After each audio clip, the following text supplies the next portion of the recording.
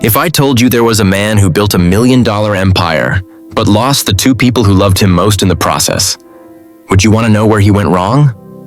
Every day, millions of us say the same 4 words. I'll call them later. We chase money, success, business, reputation. We tell ourselves we're doing it for our family. While the two people who raised us sit by a window, waiting for a phone that rarely rings. Today's story is not about a villain. It's about a good son who slowly, quietly became a stranger to his own parents. Not with anger, not with hatred, but with something far more dangerous. Neglect disguised as "I'm busy." As you listen, I want you to be brutally honest with yourself. Are you right now becoming that son, that daughter, without even realizing it? Because by the end of this video, you will see one truth very clearly. Money can build you an empire, but it cannot buy back time with the people who gave you everything when you had nothing.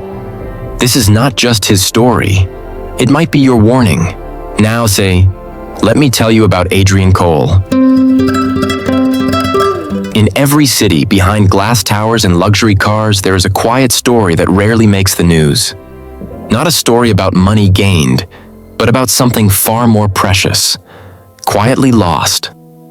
This is the story of Adrian Cole, a man who built a business empire and almost buried his own parents under it. As you listen, I want you to ask yourself one question. Am I slowly doing the same without realizing it? Adrian Cole was the kind of man people admired from a distance. Tall, always in a tailored navy suit, phone in his hand, schedule packed to the minute. At 38, he owned 3 companies, spoke on big stages, and had over 1 million followers watching his success mindset clips. People saw the outcome. They never saw the beginning. His story didn't start in a boardroom. It started in a cramped, 1-room apartment on the edge of the city. Adrian's father, Daniel, worked as a night security guard. His mother, Elena, took cleaning jobs in offices no one noticed. They were never educated. They were never rich. But they were determined. Every morning before the sun rose, Elena would wake young Adrian. "Elbow up, Adrian," she would say, placing a bowl of thin porridge in front of him. "Feed your mind more than your stomach. One day, it will feed us back." They couldn't afford tutors, but they bought secondhand books. They couldn't buy toys, but they built cardboard worlds. They couldn't give him luxury, but they gave him belief. There is one memory Adrian carried with him for years. He was 10 years old. It was winter. The cold cut through their windows like knives. His shoes had holes. He was embarrassed to go to school. That night, he pretended to sleep and watched his parents whispering in the corner. He saw his father take off his old wristwatch, the only nice thing he owned, and place it on the table. Daniel whispered, "We can sell this. He needs shoes more than I need time." The next day, Adrian had new shoes. His father's wrist was empty. At the time, Adrian did not fully understand, but somewhere deep in his mind a seed was planted.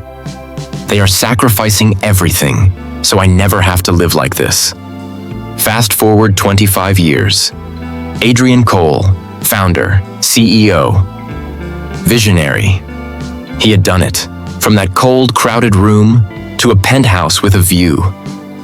He married a woman named Sophia, elegant, sharp, from a well-known family. They had a little daughter, Mila, with big brown eyes and curls like her grandmother's. On paper, it looked perfect. A textbook success story, but there was a quiet fracture, a hairline crack in the foundation. It started with one sentence he told himself, "I'll fix everything for them later. Right now, I'm busy building." At first, Adrian visited his parents every Sunday. He would bring groceries, sit on their old sofa, and listen to his mother talk about the neighbors.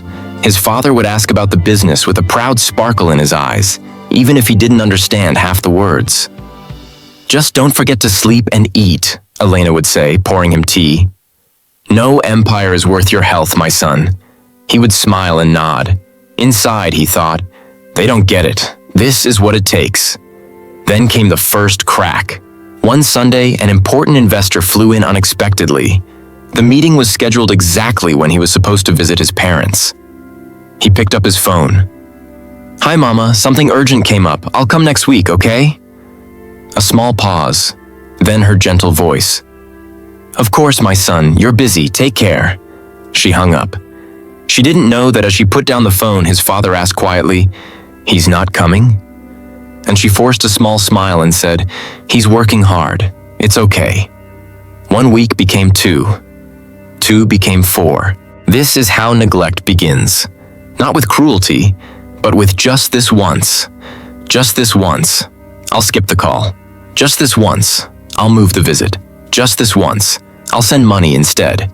The problem is that just this once has a way of becoming your new normal.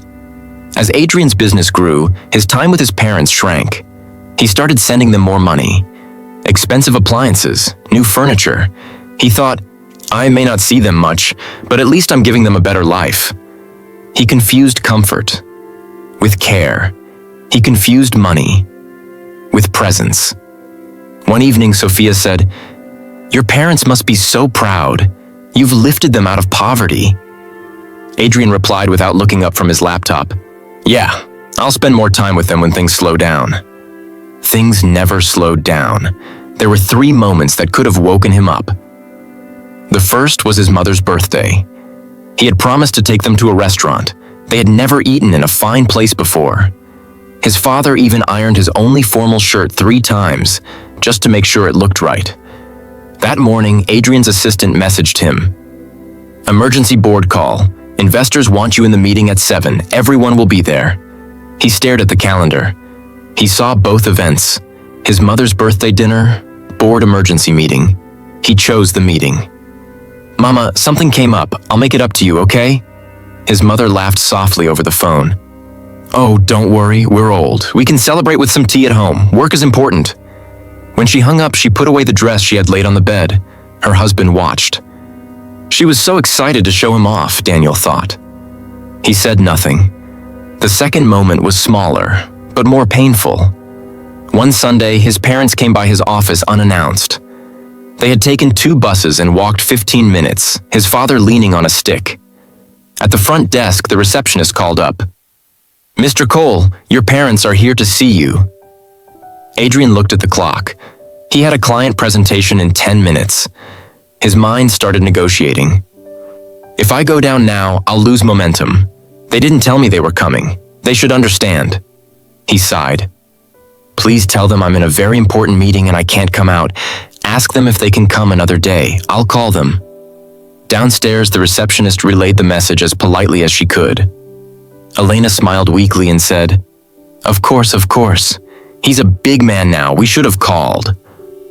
As they stepped back into the street, Daniel looked up at the tall glass building. "That's our son's name up there," he whispered. There was pride in his voice. And something else that even he could not name. The third moment was the one no one can escape. Time started to take its payment. One afternoon, Adrian received a call from an unknown number while in a strategy session. He almost ignored it. Something made him pick up. "Mr. Cole?" a woman's voice said. "I'm calling from the city hospital. Your father, Daniel Cole, has been admitted.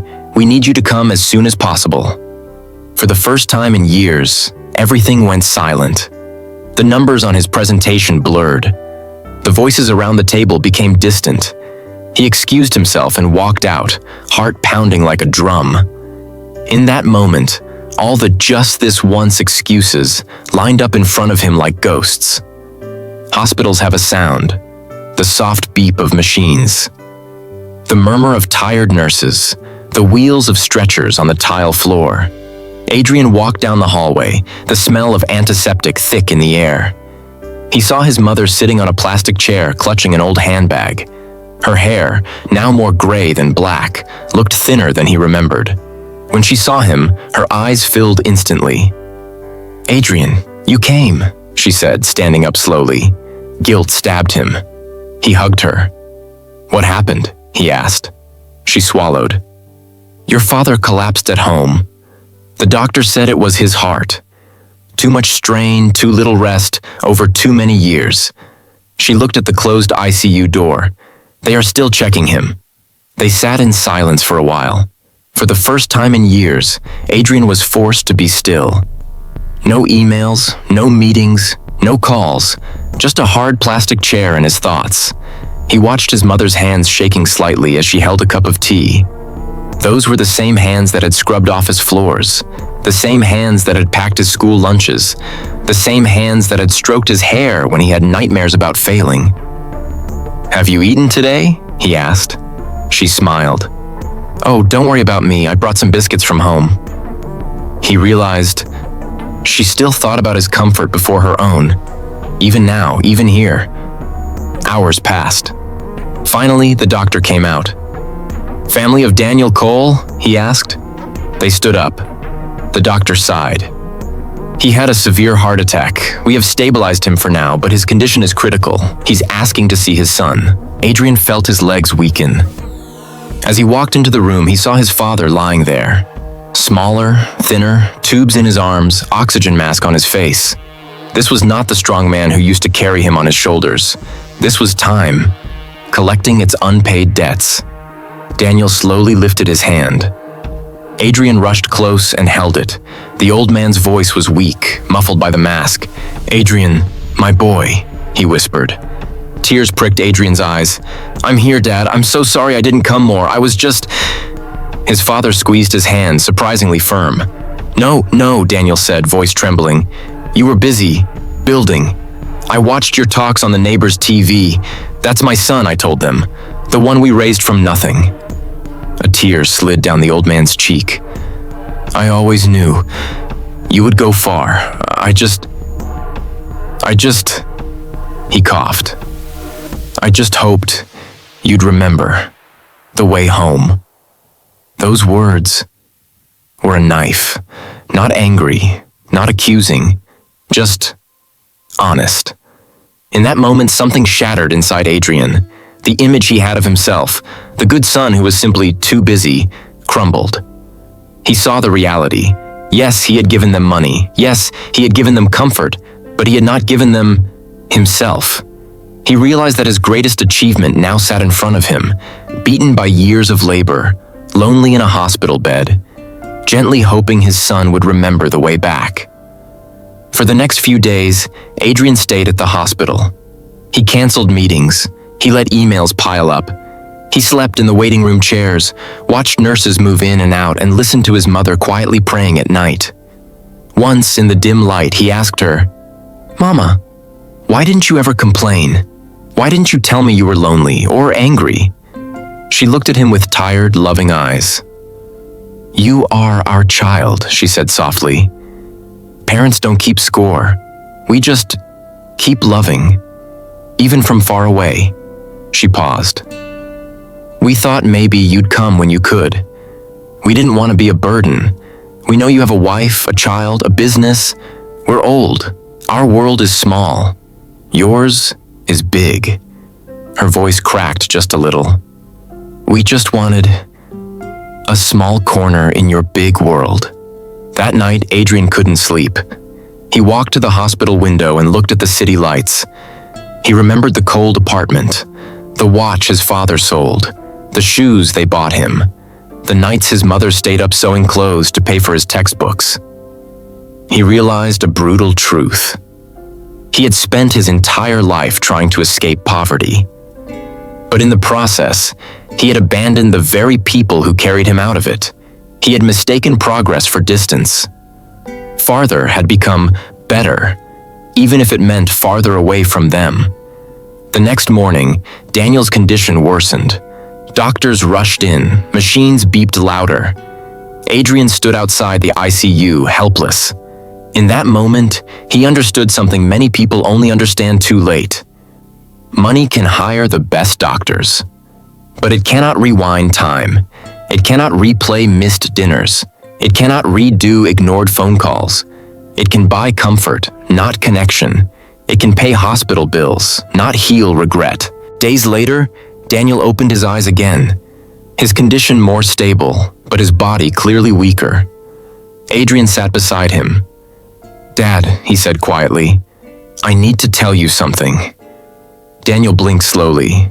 "I thought That if I made you proud, if I gave you money, if I bought you everything you never had, that it would be enough. I told myself I was doing it all for you. He swallowed. But somewhere along the way, I started doing it for me, for my ego, for my image, and I used you as an excuse. His voice broke. I forgot to be your son. I became a successful stranger who sent gifts. His father looked at him, eyes wet but smiling. You were always my son, he whispered. Even when I didn't see you. I prayed for you every night. I bragged about you to anyone who would listen. I counted your successes like they were my own. He took a shaky breath. I don't need your money, Adrian. I never did. I needed you. I needed to see your face in my doorway sometimes, saying, Dad, I'm home. Silence filled the room. Those were the words that would never leave Adrian again. Daniel did not die that week. He was discharged after some time, weaker but alive. But something did die in that hospital. The illusion that success alone is enough. The fantasy that later will always be available. The comforting lie that money can compensate for absence. Adrian made changes. Real changes. Not the kind you post about online, but the kind that reshapes your soul. He moved his parents to an apartment 10 minutes from his home. Not a penthouse, but a place where he could see them often. Every Wednesday evening became family dinner night. No phones, no laptops, just food, stories, and his parents watching their granddaughter run around the living room. He started calling his mother every morning, even if just for 2 minutes. How are you, Mama? Have you taken your medicine, Dad? Small questions, big impact. He brought his father to his office, not as a visitor at the front desk, but as a guest of honor.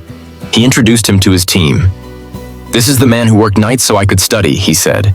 This is the real founder of this company. His team clapped. Daniel stood there, shy and proud, eyes shining. But most importantly, Adrian changed something inside. He stopped treating his parents as a side project under the label "when things slow down." He moved them to the center of his life roadmap.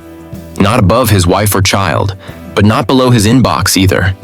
He realized that true success is not measured only by what you build, but by who is still holding your hand when you're done building. Now this is where the story turns back to you, because this is not just Adrian's story. This is the story of millions of people, quietly drifting away from the two people who gave them their first everything. You might not be a millionaire. You might not own a company, but you might still be telling yourself the same lie. I'll call them later. I'll visit next month. They know I'm busy. They'll understand. You are not a bad person. You are simply distracted. But distraction over time becomes neglect. And neglect over time becomes regret. So ask yourself, honestly, when was the last time you truly sat with your parents? Not out of duty, but out of love. When was the last time you listened to their stories? Even if you've heard them 100 times. When was the last time you looked at their hands? The lines, the scars, the signs of every sacrifice they made just so you could have options? One day the phone will ring, and it won't be them calling. It will be someone from a hospital saying, "Can you come as soon as possible?" On that day, you will not care about deadlines. You will not care about promotions. You will not care about how many followers you have. You will care about one thing. Did I show up when it still mattered? Adrian got a second chance. Not everyone does. If your parents are still alive, you are rich in a currency most people only realize when it's already gone. The currency of still can. You still can call. You still can visit. You still can apologize. You still can say, "Thank you for everything. I see what you did for me. I haven't forgotten." Money is important. Ambition is powerful. Building a life is necessary. But remember this, the empire you build outside means nothing if you let the kingdom of your home crumble. The world may clap for you. The audience may stand and cheer. But the truest standing ovation you will ever receive is the quiet smile of a tired parent who sees you at their door and whispers, "My child remembered the way home." Tonight, when this story ends, don't just move on to the next video. Take one small action.